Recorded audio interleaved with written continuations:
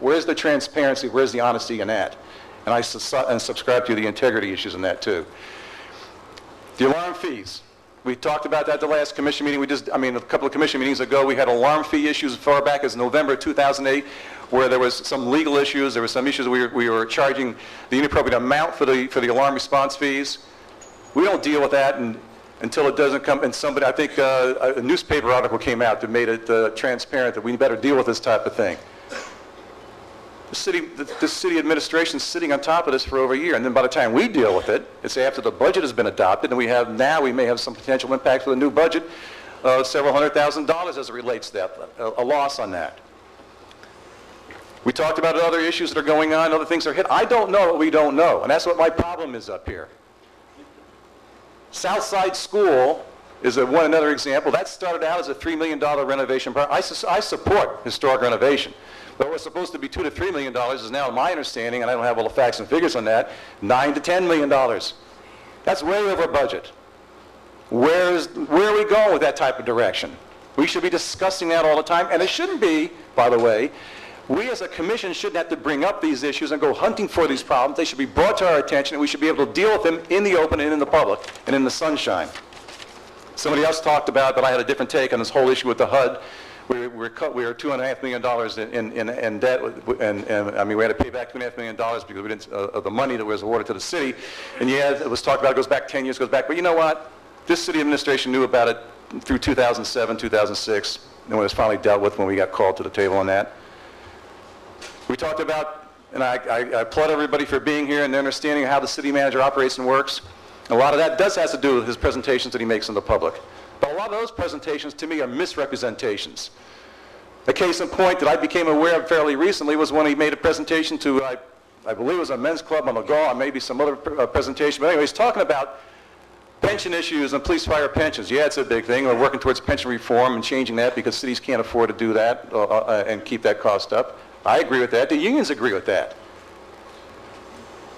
But that presentation was made where they took the example of one assistant chief in the police department with some special circumstance, or two assistant chiefs, that they left with a $500,000 pension on his big payout. When you look at what the police officer gets, their pay is about a half or to a third of what that assistant chief got.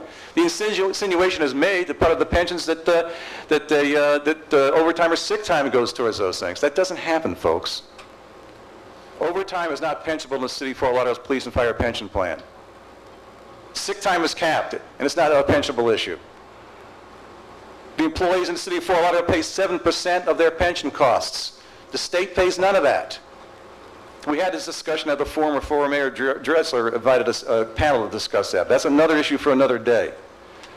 We, as a commission, wanted to have hiring freezes. One of our first orders of the day was to hold off on the budget and have a hiring freeze. Somewhere down the road, we found, well, there's been a little changes in there. We've hired a few people like that. We had to discuss that. But did that come to us for the city manager saying, well, I had to do it for this reason? Give us a heads up, that's why it was done? No. He went on about his business. I guess that's up for us to find out the hard way or find out some other type of way too. And I can tell you, if we're working within this organization all the time, public records requests made by the media, made by individuals, are stonewalled. And if you don't ask the specific right question, you're not going to get what you ask for. That's not government in the sunshine. So we talk about integrity and those types of issues. I have a totally different viewpoint on what goes on here. And I'm concerned about the future. I really am concerned about the future. We're talking about moving into the future here, and we're talking about we all campaign for change, by the way. We all campaign for change up here, and we all got elected. Some by more landslides than others, but we all got elected. And I don't think we can have that campaign for change with the current management up here. It's not going to happen. It's just not going to happen. And the other issue I just want to talk about too a little bit is there's a lot of inexperienced staff that was brought on board from outside the area, not outside the area, but inexperienced staff. And God love them, they're great, they're good individuals, I like them as people, but they do not have the experience to be an assistant manager in charge of operations. They didn't have the experience to be an assistant manager in charge of public safety. These things were brought in. And that's not the proper way to run a government in the sunshine. When I was a police chief, I wanted to surround myself with people who disagreed with me. I didn't want to be the emperor with no clothes. That doesn't take place here. You have to agree, or you're ostracized, you're put down. And that's within the government in here, and it's within the public sector too. And there's a lot of people out there who, quite frankly, are afraid to come here and speak to the other side tonight. I received a lot of those emails because there's hope that they don't want to be completely cut out of the processes. Somebody talked about you can't change a captain on a ship in the middle of a storm. Well, Patton changed commanders on the field when they weren't doing the right thing and being aggressive enough. You can make those changes.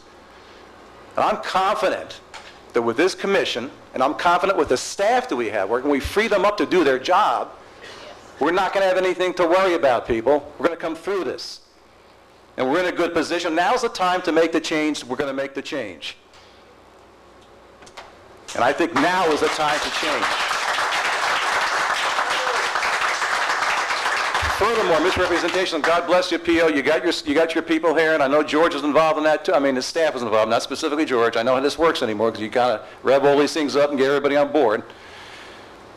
Galt Mile residents, this is from P.O. to his Galt people. Galt Mile residents did not suffer, that's did not in caps, municipal millage increase because George successfully implemented a reserve fund over the objections of commissioners that wanted to spend the money as fast as it was collected. Come on. That's disingenuous to say the least. This commission is not going to waste any money. Hold on, hey, let's listen. No one interrupted anybody.